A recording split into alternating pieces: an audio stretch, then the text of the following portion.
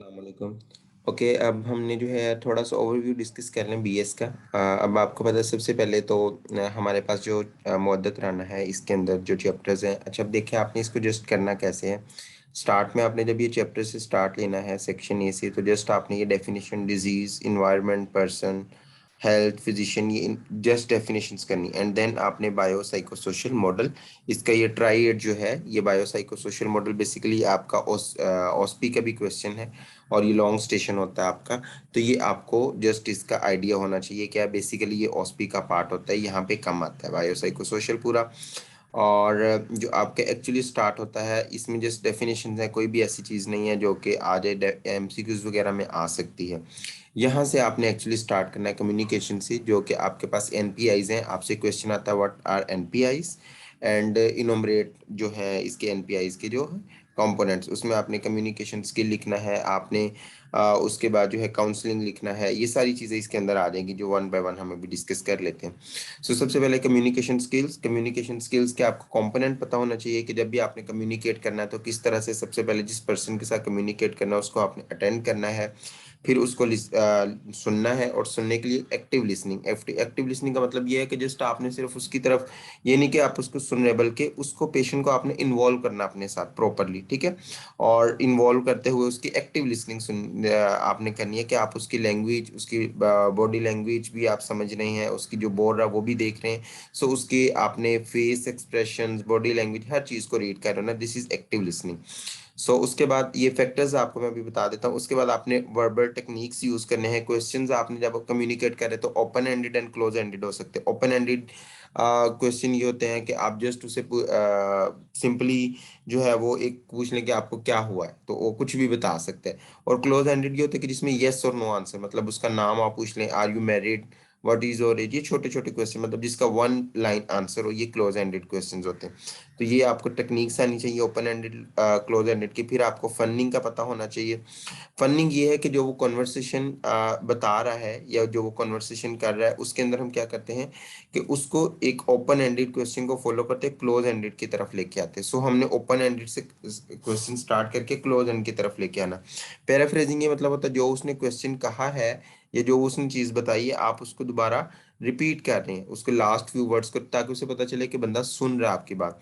और selective reflection के मतलब है आप उसकी पूरी की पूरी बात को जो है समराइज कर रहे हैं, ठीक है। लास्ट नंबर पे आपके पास एम्पैथी बिल्डिंग। सो ये सारे जो मेथड्स हैं और सारे ये कंपोनेंट्स हैं, ये हमारे पास किसके, कम्युनिकेशन के। फिर आपके पास कम्युनिकेशन में फैक्टर्स आते हैं जो कि कम्युनिकेशन को इम्प्रूव करते हैं और जो कि इसको ऑब्स्ट्रक्ट करते हैं। तो ये आपने अच्छे तरीके से करने हैं, जो इम्प्रूव करने वाले हैं और ऑब्स्ट्रक्ट करने वाले हैं, ये इंपॉर्टेंट है।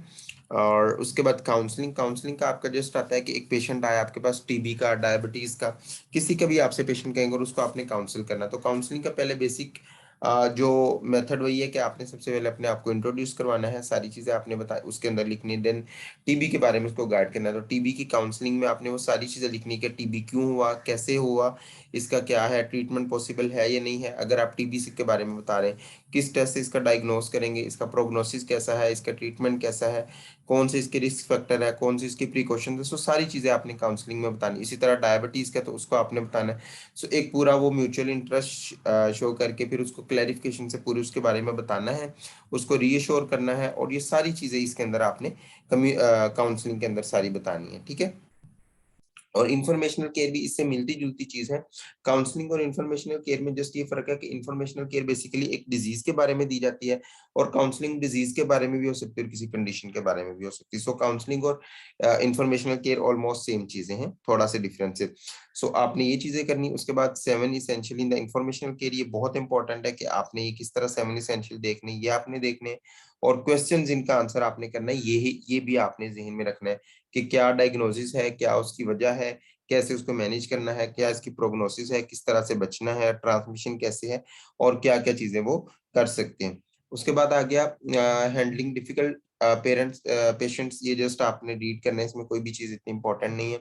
Bad news is very important. So bad news का प्रॉपर आपको मेथड होना पता होना चाहिए, और बायोसाइकोसोशल मॉडल के अकॉर्डिंग भी आपको पता होना चाहिए।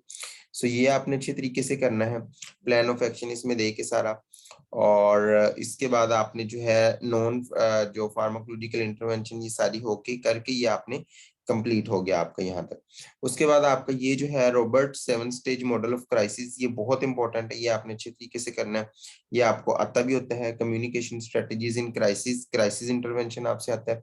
कॉन्फ्लिक्ट रेजोल्यूशन के बारे में आपको एक सिनेरियो देगा कि अस्पताल में एक लड़ाई हो गई है दो लोगों के दरमियान या पैरामेडिकल और डॉक्टर्स के दरमियान, तो आपने उसमें किस तरह से जो है वो उसको रिजोल्व करना है। तो उसमें जो है कॉमन कॉज आपको पता होनी चाहिए और किस तरह से आपने कॉन्फ्लिक्ट को रिजोल्व करना है। तो ये आपके मेथड्स के आपने दोनों को आपस में मिलना है, म्यूचुअल इंटरेस्ट शो करना है, आप किसी एक की तरफ बाइस ने नहीं, ये सारी चीजें आपने इसमें बतानी। So that's all in it.